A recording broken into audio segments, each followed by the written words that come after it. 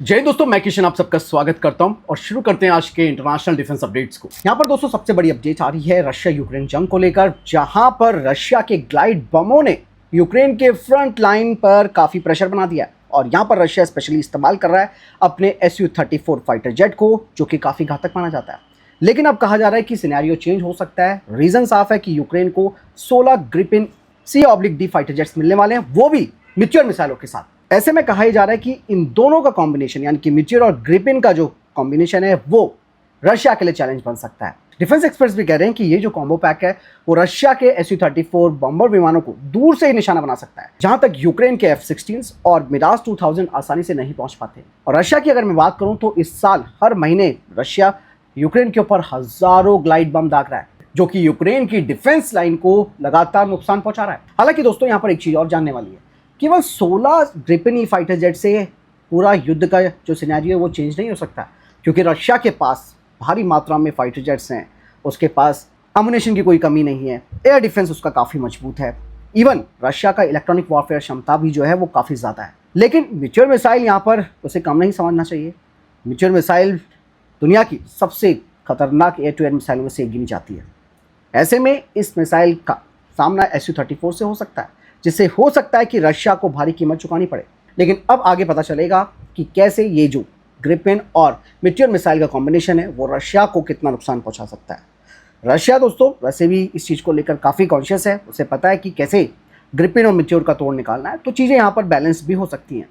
फिलहाल वैसे आपको क्या लगता है इस बारे में कमेंट सेक्शन में लिखकर जरूर बताइएगा। वहीं दोस्तों पहली बार ऑफिशियली तौर पर साउथ कोरिया ने एक बड़ी घोषणा की है। बताया जा रहा है कि south Korea nuclear powered submarines बनाने का रोड मैप तैयार कर रहा है।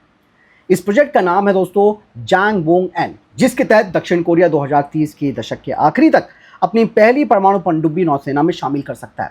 इन पनडुब्बियों की दोस्तों सबसे बड़ी ताकत होगी कि ये महीनों तक पानी के नीचे रह सकती है, यानी कि इसमें भी AIP टेक्नोलॉजी हो सकती है। इवन बताया जा रहा है कि ये लंबी दूरी तक ऑपरेशंस कर सकती हैं और इन्हें काफ़ी तेजी से डिप्लॉय भी किया जा सकता है। यहाँ पर दक्षिण कोरिया की तरफ से भी स्टेटमेंट आया है अपने इस प्रोजेक्ट को लेकर। उन्होंने कहा कि भैया देखो, हमें प्रॉब्लम सबसे ज़्यादा इस वक्त उत्तर कोरिया से, जो कि लगातार अपनी मिसाइल आर्सनल्स को बढ़ा रहा है, इवन वो अपनी परमाणु क्षमताओं को बढ़ा रहा है। उसके जवाब में जो दक्षिण कोरिया है यानी कि साउथ कोरिया है, वो अपनी न्यूक्लियर पावर्ड सबमरीन्स पर इन्वेस्टमेंट करेगा। लेकिन दोस्तों कहानी तो यहाँ पर खत्म नहीं होती। एक्सपर्ट्स का भी यहाँ पर स्टेटमेंट सामने आया। उन्होंने कहा कि ये एक कहने वाली बात है कि साउथ कोरिया को नॉर्थ कोरिया के सामने एक तरीके से उसे डर लग रहा है, बट ऐसा नहीं है। सबसे बड़ा जो दुश्मन है वो है चाइना, क्योंकि चाइना की नेवल पावर जिस तरीके से बढ़ रही है उसे देखते हुए साउथ कोरिया ये स्टेप उठा रहा है। और दोस्तों यहाँ पर एक चीज़ और मैं बता दूँ आपको, दक्षिण कोरिया का ये जो स्टेप है दोस्तों परमाणु पनडुब्बियों का, उससे एक चीज़ तो यहाँ पर तय हो जाती है कि आने वाले टाइम पे आप जापान को भी देखेंगे कि वो भी इसी रास्ते पर चलेगा, यानी कि चाइना पर चारों तरफ से प्रेशर बनाने की कोशिश होगी।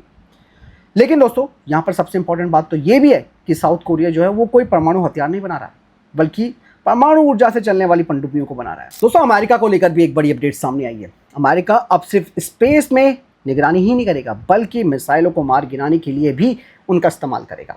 अमेरिकी स्पेस फोर्स ने नॉर्थरोप ग्रुमैन को गोल्डन डोम मिसाइल प्रोग्राम के तहत स्पेस बेस्ड इंटरसेप्टर डेवलप करने के लिए चुना है, यानी कि ऐसा हथियार जो पृथ्वी की कक्षा से ही दुश्मन की बैलिस्टिक मिसाइलों और इवन उनके हाइपरसोनिक मिसाइलों को ट्रैक करके उन्हें खत्म कर सकता है। इवन दोस्तों कंपनी तो ये भी दावा कर रही है कि 2027 तक इसका पहला ऑन ऑर्बिट डेमो भी तैयार हो सकता है। और अगर ये प्रयोग अमेरिका का सफल रहा तो अमेरिका के पास दोस्तों स्पेस में तैनात एक ऐसा डिफेंस कवच होगा जो मिसाइलों को टारगेट तक पहुंचने से पहले ही रोक देगा। लेकिन दोस्तों यहाँ पर एक चीज़ मैं आपको बता दूँ कि जिस तरीके से अमेरिका ये काम कर रहा है उससे स्पेस पे मिलिटराइजेशन और ज़्यादा बढ़ सकता है, क्योंकि यहाँ पर चाइना और अमेरिका ने पहली चेतावनी दे दी है कि अमेरिका का जो ये गोल्डन डोम है वो ग्लोबल स्ट्रैटेजिक बैलेंस को बिगाड़ने की कोशिश हो रही है और ये एक बड़ा खतरा बन सकता है। यहाँ पर एक बात तो क्लियर हो जाती है कि भले ही अमेरिका अंतरिक्ष यानी कि स्पेस में इंटरसेप्टर तैनात करेगा, लेकिन दूसरी तरफ रशिया और चाइना भी चुप बैठने वाले नहीं है। वो भी इसके जो काउंटर सिस्टम्स है उन्हें डेवलप करेंगे, यानी कि फिर से अंतरिक्ष मिशंस और ज़्यादा उनके तेज हो जाएंगे, खास करके अमेरिका को काउंटर करने के लिए। बहुत चीज़ें हैं जो बताती हैं कि जो चीज़ सुरक्षा के लिए बनाई गई है उसका भी जो तोड़ है उसे भी डेवलप किया जाता है। जैसे ड्रोन्स के मामले में होता है कि पहले ड्रोन्स बहुत ही ज़्यादा मात्रा में आपको नुकसान पहुंचाते हैं, लेकिन दूसरी तरफ अगर आपके पास काउंटर अनमैन्ड एरियल सिस्टम्स है तो वो उनको न्यूट्रलाइज कर सकता है। तो सेम यही कॉन्सेप्ट यहाँ पर भी देखने को मिल सकता है। फिलहाल आपको क्या लगता है इस बारे में कमेंट सेक्शन में बताएगा।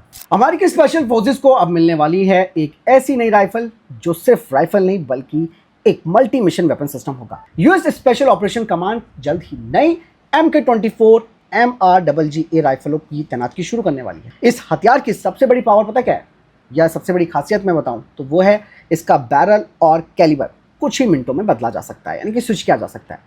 जिसका मतलब यह है कि ऑपरेटर जरूरत के हिसाब से 7.62 mm का नाटो और 6.5 mm क्रीडमोर के बीच स्विच कर सकता है। यहाँ पर मैं आपको बता दूं 6.5 mm जो क्रीडमोर है इसको लंबी दूरी पर ज़्यादा प्रिसाइज और इफेक्टिव माना जाता है, जबकि 7.62 mm नाटो जो कैलिबर है वो दुनिया में हर जगह उपलब्ध है। इवन इसे बनाने वाली कंपनी का कहना है कि ये जो नई राइफल है वो M4 कार्बाइन की कम्पैक्टनेस और स्नाइपर राइफल जैसी सटीकता दोनों दे सकता है। लेकिन मैं आपको बता दूं कि मल्टी कैलिबर सिस्टम लॉजिस्टिक्स और ट्रेनिंग के लिए ऑब्वियस सी बात है कॉम्प्लेक्स हो सकता है, क्योंकि रियल वॉर में आपके पास इतना समय नहीं है कि आप बैरल चेंज कर सके। फिर भी दोस्तों शायद अमेरिका का इसके पीछे एक बड़ा गेम प्लान होगा, जिसमें कि अमेरिका की जो स्पेशल फोर्सेस है वो अब ट्रेडिशनल 5.56 और 7.62 वाले युग से आगे बढ़कर लंबी दूरी और ज़्यादा सटीक हथियारों की ओर बढ़ रही है। वहीं अमेरिका ने चाइना को लेकर एक बड़ा स्टेटमेंट दिया है, खास करके अपने सहयोगियों के लिए।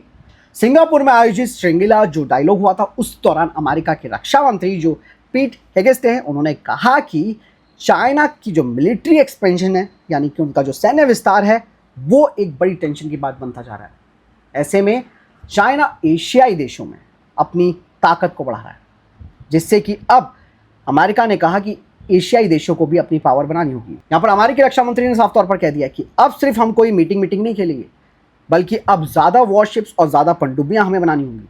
अमेरिका चाहता है कि उसके एशियाई जो दोस्त हैं वो अपनी डिफेंस पर, यानी कि अपने रक्षा बजट पर GDP का 3.5% खर्च करें। इवन दोस्तों अमेरिका अब यहाँ पर अपने जो सैन्य बल हैं उनमें $1.5 ट्रिलियन का इन्वेस्टमेंट करने वाला है। लेकिन यहाँ पर अमेरिका ने अपने दोस्तों को ये भी बोल दिया कि भैया अब हम फ्री लोडिंग नहीं करने वाले हैं, ये दौर खत्म हो चुका है। यानी इसका मतलब ये है कि अमेरिका चाहता है कि उसके जो सहयोगी हैं वो अपनी सुरक्षा का बोझ खुद उठाएं। हालांकि यहाँ पर और भी कई चीज़ें सामने आती है। देखिए जिस तरीके से अमेरिका चाइना को यहाँ पर दुश्मन बनाकर बड़ी बड़ी बातें कर रहा है और एशियाई देशों को डरा रहा है, तो उससे आप अंदाज़ा लगा सकते हैं कि अमेरिका की स्ट्रैटेजी क्या है। अमेरिका चाहता है कि एशियाई देशों के अंदर डर बना रहे और वो उनसे ज़्यादा से ज़्यादा हथियार खरीदें, यानी कि इससे अमेरिका को ही फायदा होगा। तो दूसरी तरफ दोस्तों चाइना की तरफ से भी स्टेटमेंट आ गया। चाइना ने भी कहा कि भैया मौका अच्छा है तो मैं भी चौका मार दूंगा। तो चाइना ने बोला कि भैया अमेरिका जानबूझकर हमारे ऊपर इल्ज़ाम लगा रहा है और खुद मिलिटराइजेशन के लिए पुश कर रहा है। चाइना जो अपना काम कर रहा है उसमें कोई डाउट नहीं है, लेकिन अमेरिका को उसने सीधे तौर पर निशाना बना दिया कि भैया ये खुद ही यहाँ पर मिलिट्री बैलेंस को बदलने की कोशिश कर रहा है और अपने हथियारों को बेचने की कोशिश कर रहा है। दोस्तों यूक्रेन युद्ध की वजह से रशिया को जो सबसे बड़ा नुकसान हुआ है वो हुआ है ड्रोन खतरों का। ड्रोन्स यूक्रेनियों ने इतनी मात्रा में छोड़े कि रशिया भी इससे बच नहीं पाया। इसलिए रशिया ने अपनी यहाँ पर स्ट्रैटेजी बिल्कुल तैयार कर ली है, खास करके ड्रोन्स को खत्म करने के लिए। यहाँ पर दोस्तों रशिया अब अपनी ZAC-30 एंटी ड्रोन गन को अब एक फिक्स्ड इंस्टॉलेशन से निकाल कर मोबाइल, मतलब उसे मोबाइल बनाने जा रहा है, जिसका मतलब है इसे कहीं पर भी डिप्लॉय किया जा सकता है। बताया जा रहा है कि इसे अब उड़ान ट्रक पर लगाया जाएगा, जिससे कि इसे किसी भी इलाके में तेज़ी से भेजा जा सके, यानी कि डिप्लॉय किया जा सके।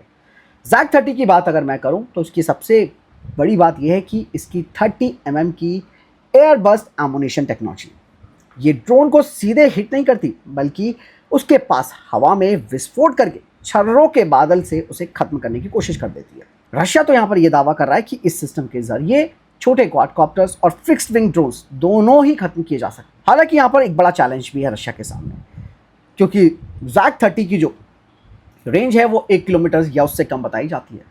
मतलब केवल लास्ट मोमेंट पे ही ये ड्रोन को खत्म कर सकता है, लेकिन अगर स्वाम फॉर्म में आ गया तो इसके लिए भी चैलेंज बन सकता है। इसका मतलब ये है कि रशिया के लिए ये system last line of defence के रूप में काम करेगा। यहाँ पर यूक्रेन युद्ध ने दोस्तों दुनिया को दिखा दिया है कि भविष्य में युद्धों में महंगी मिसाइलों से ज़्यादा सस्ते और बड़े पैमाने पर तैनात किए जा सकने वाले एंटी ड्रोन सिस्टम्स की ज़रूरत है।